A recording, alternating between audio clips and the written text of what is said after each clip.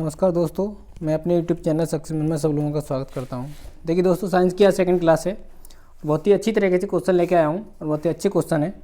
आप मेरे साथ जुड़े रहिए और क्वेश्चन अच्छे लगे और वीडियो अच्छी लगे तो शेयर करें और लाइक करें और वीडियो को अंत तक देखें, पूरा देखें। देखिए क्वेश्चन कह रहा है कि निम्न में से कौन वास्तविक मछली नहीं है। वास्तविक मछली नहीं है। सिल्वर फिश, सा fish, hammer fish, sucker fish. कौन सा नहीं है दोस्तों? Option A. Option A silver fish नहीं है। दूसरा क्वेश्चन देखिए। क्वेश्चन है निम्नलिखित में से कौन मछली है। निम्न में से कौन मछली है? सिल्वर फिश, सितारा फिश, डांग फिश, कटल फिश। कौन सी मछली है? डांग फिश। डांग फिश दोस्तों, इसकी लंबाई होती है, वो हाइट जो इसकी होती है वो 3 फीट की होती है और इसका जीवन काल जो होता है 25 से 100 वर्ष तक का होता है। कितना? 25 से 100 वर्ष तक का। एक कांटेदार होती है और एक छोटी सी शार्क है जो एक गहरे भूरे रंग की होती है। गहरे और भूरे रंग की होती है। इसमें कुछ भी पूछ सकता है। इसकी हाइट भी पूछ सकता है, इसका जीवन काल भी पूछ सकता है। तो इसका हाइट भी बताएंगे और जीवन काल भी बता सकते हो आप। इसकी हाइट 3 फीट, जीवन काल 25 से 100 वर्ष। अब देखिए अगला क्वेश्चन है दोस्तों। देखिए अगला, निम्नलिखित में से कौन वास्तविक सर्प नहीं है। निम्नलिखित में से कौन वास्तविक सर्प नहीं है? गिलास सर्प, समुद्र सर्प, वृक्ष सर्प, अंश सर्प। तो इसका आंसर होगा कौन सा? गिलास सर्प। ये इसका राइट आंसर हो जाएगा। अब देखिए अगला क्वेश्चन देखते हैं। निम्नलिखित में से कौन सा युग्म स्तनधारी वर्ग से संबंधित है? स्तनधारी वर्ग से संबंधित है। ऑप्शन 4 दिए। शेर, हिप्पोपोटेमस, पेंगुइन, चमगादड़।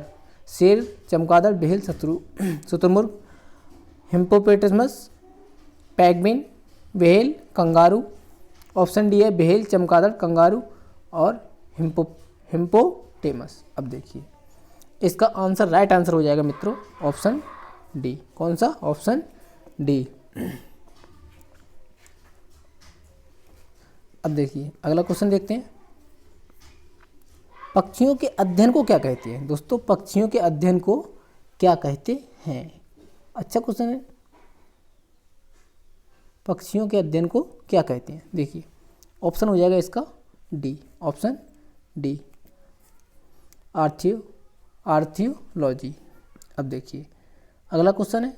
ये क्वेश्चन नहीं पढ़ा था। पक्षियों के अध्ययन को क्या कहते हैं? देखो अगला क्वेश्चन होगा, निम्नलिखित में से किस जानवर में क्लेटेलेमस पाया जाता है? निम्नलिखित में से किस जानवर में क्लेटेलेमस पाया जाता है?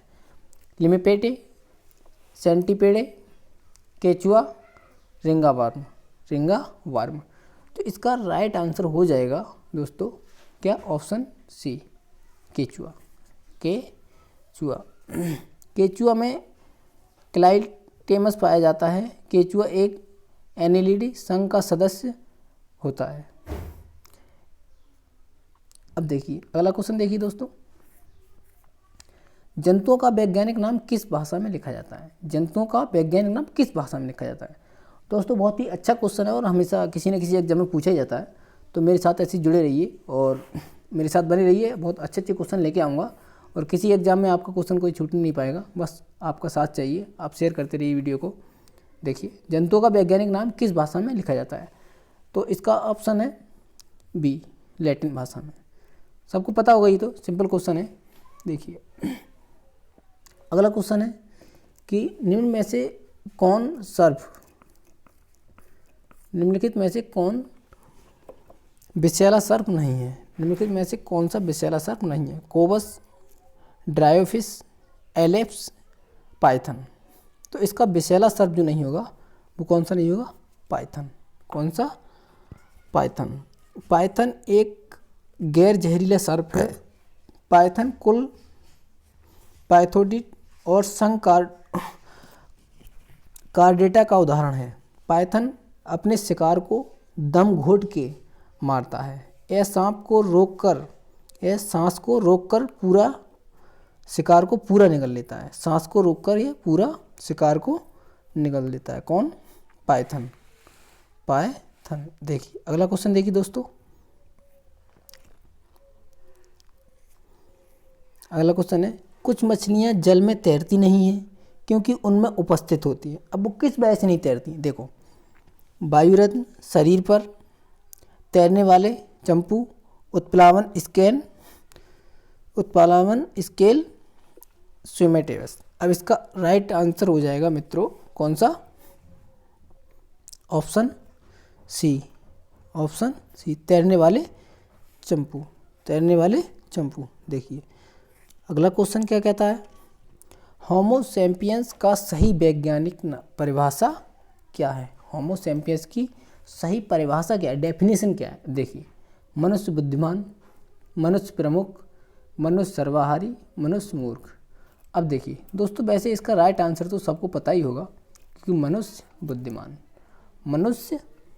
बुद्धिमान। ओके, होमो सैपियंस मनुष्य का वैज्ञानिक नाम है। इसका मतलब है बुद्धिमान व्यक्ति।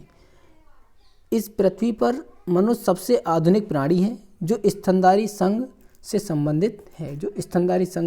संबंधित है। देखिए अगला क्वेश्चन है, निम्न में से कौन सा जानवर सबसे बड़े बच्चे को जन्म देता है? उम्मीद करता हूँ दोस्तों ये क्वेश्चन ज़्यादातर लोगों को आता ही होगा। इसका राइट आंसर देंगे सभी लोग। देखिए, ऊंट, शेर, हाथी, नीली व्हेल। तो इसका राइट आंसर हो जाएगा दोस्तों, कौन सा हो जाएगा?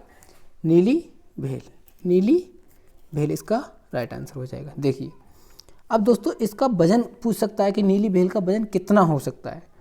तो इस पृथ्वी पर ब्लू व्हेल एक सबसे बड़ा और भारी जलीय स्तनधारी जीव है। इसका वजन लगभग 190 टन का हो सकता है। बड़े जानवर होने की वजह से यह बड़े बच्चे को जन्म देते हैं। व्हेल का वैज्ञानिक नाम, इसका वैज्ञानिक जो नाम है वो दोस्तों क्या है? बेनोपेंटेरा मुस्कुलस इसका वैज्ञानिक नाम है। ब्लू व्हेल एक संकटपात्र प्रजाति है। ये मतलब, इसका कहने का मतलब ये है कि ये जो प्रजाति है वो लगातार विलुप्त होती जा रही है। अब देखिए अगला क्वेश्चन, देखिए, निम्न में से कौन सा जानवर ध्वनि को आँखों के रूप में उपयोग करता है? सिंपल क्वेश्चन है दोस्तों, सबको बता सकते हैं। इसका राइट आंसर क्या होगा? इसका राइट आंसर होगा चमगादड़। क्या? चमगादड़। अब देखिए अगला क्वेश्चन है कि मादा शार्क में क्लेस्पर किससे जुड़े हुए पाए जाते हैं? मादा शार्क में क्लेस्पर किससे जुड़े पाए जाते हैं? एनल फिश, पेक्टोरल फिन, पैक्विन फिन और वेंट्रल फिन। तो इसका राइट आंसर होगा ऑप्शन सी, कौन सा? Pelvic fin. मादा शार्क में क्लेस्पर पेल्विन फिश से जुड़े रहते हैं। देखिए अगला क्वेश्चन है, विज्ञान की शाखा ऑडोंटोलॉजी में किसका अध्ययन करते हैं? विज्ञान की शाखा ऑडोंटोलॉजी में किसका अध्ययन करते हैं? तो इसका राइट आंसर होगा दोस्तों ऑप्शन ए, दांतों का। कौन सा? दांतों का। यह दांतों के रोग के उपचार करने में मदद करती है। देखिए ऑडोंटोलॉजी क्या करती है? दांतों के रोग में उपचार करने में मदद करती है। अगला क्वेश्चन है, निम्न में से शरीर स्राव के कौन से लक्षण आर्कियोपेट्रिक्स में पाए जाते हैं? तो इसका राइट ऑप्शन हो जाएगा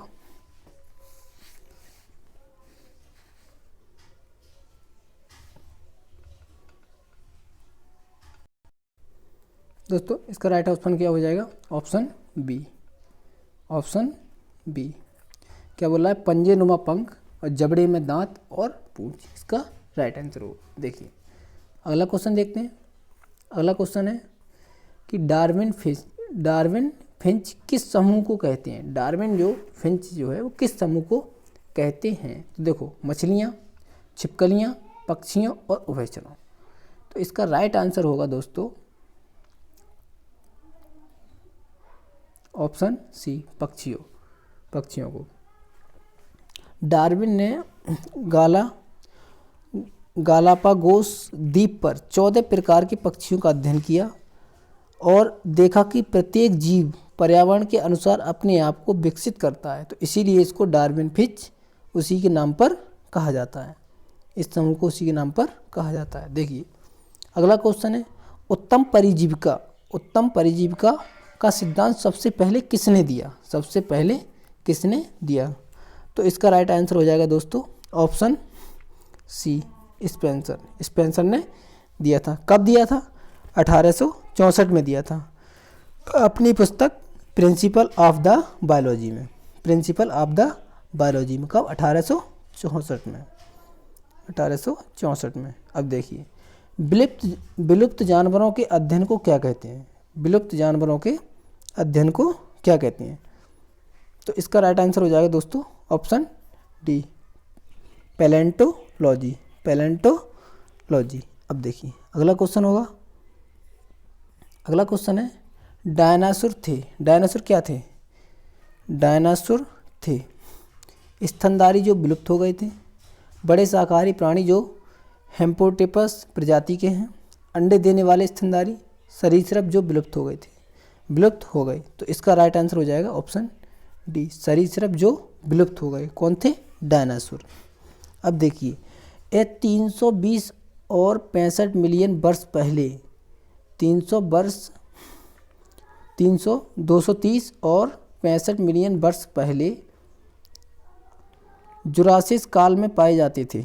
डायनासोर को विलुप्त होने के सापेक्ष में बहुत से ज़्यादा सिद्धांत दिए गए हैं, जैसे कि हिमवर्षा, बड़े आकार का शरीर, भोजन का पर्याप्त मात्रा में भोजन न होना इनका विलुप्त होने का कारण था। देखिए अगला क्वेश्चन होगा दोस्तों, निम्न में से किस कशेरुकी में ऑक्सीकृत तथा अनऑक्सीकृत रक्त का मिश्रण पाया जाता था? तो इसका राइट आंसर हो जाएगा ऑप्शन दिए 4 मछली, उभयचरों, पक्षियों और स्तनधारियों में। तो इसका राइट आंसर होगा ऑप्शन बी, उभयचरों में क्या पाया जाता है? ऑक्सीकृत तथा अनऑक्सीकृत रक्त का मिश्रण पाया जाता है। अब देखिए इनमें 2 अलिंद होते हैं, 2 अलिंद और 2 एक निलय होता है, 2 अलिंद और 1 निलय पाया जाता है। अब देखिए अगला क्वेश्चन होगा, जंतु प्राणी जो पेड़ की शाखाओं में रहते हैं क्या कहलाते हैं? आर्बोरियल, वोलेंट, उभयचर और जलीय। अब इसका राइट आंसर मित्र होगा कौन सा? Option B, arboreal. आर्बोरियल। देखिए अगला क्वेश्चन देखें दोस्तों। अगला क्वेश्चन कह रहा है, चमगादड़ या डॉल्फिन शिकारियों और अवरोध को खोजने के लिए किस प्रक्रिया का उपयोग करते हैं? ध्वनि का परिवर्तन, बीट्स का निर्माण, ध्वनि का प्रकीर्णन और प्रतिध्वनि। तो इसका राइट आंसर हो जाएगा कौन सा? ऑप्शन डी, कौन सा? प्रतिध्वनि। प्रतिध्वनि। कौन सा राइट आंसर होगा? प्रतिध्वनि। देखिए अगला क्वेश्चन क्या कह रहा है, केंचुए में कितनी आंखें पाई जाती हैं? बहुत ही अच्छा क्वेश्चन है, कई बार पूछा गया है एग्जाम में, एसएससी लेवल पर कई एग्जाम में पूछा जा चुका है। तो इसका बोला 1, 2 बहुत सी आँख रहित। तो इसमें होगा ऑप्शन डायरेक्ट राइट आंसर होगा, सही आंसर ऑप्शन डी, आँख रहित। केंचुए में कितनी आँखें पाई जाती हैं? आँख रहित। इसका राइट आंसर हो जाएगा। अब देखिए अगला क्वेश्चन है, निम्न में से कौन सा भाग डार्विन के क्रमागत विकास सिद्धांत का भाग नहीं है? विकास सिद्धांत का भाग नहीं है। देखिए ऑप्शन दिया है, प्राकृतिक चयन, अस्तित्व के लिए संघर्ष, योग्यता की उत्तरजीविता और लक्षणों का वंशानुक्रम। लक्षणों का वंशानुक्रम। तो इसका राइट आंसर होगा दोस्तों ऑप्शन डी, लक्षणों का वंशानुक्रम। अब देखिए अगला क्वेश्चन होगा, निम्न में से कौन से वास्तविक मछली नहीं है?